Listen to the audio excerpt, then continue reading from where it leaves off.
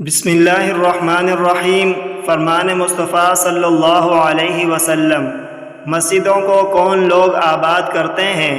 سیدنا ابو سعید خدری رضی اللہ عنہ روایت کرتے ہیں کہ رسول اللہ صلی اللہ علیہ وآلہ وسلم نے فرمایا، جب تم کسی ایسے آدمی کو دیکھو جو مسجد میں آنے جانے کا عادی ہے تو اس پر ایمان کے شاہد بن جاؤ، کیونکہ اللہ تعالیٰ فرماتا ہے اللہ کی مساجد کو صرف وہ لوگ آباد کرتے ہیں جو اللہ اور آخرت کے دن پر ایمان رکھتے ہیں۔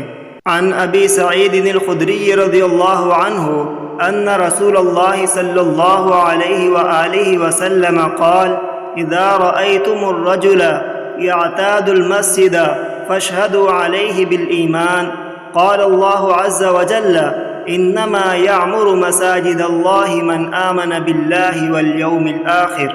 مسند احمد۔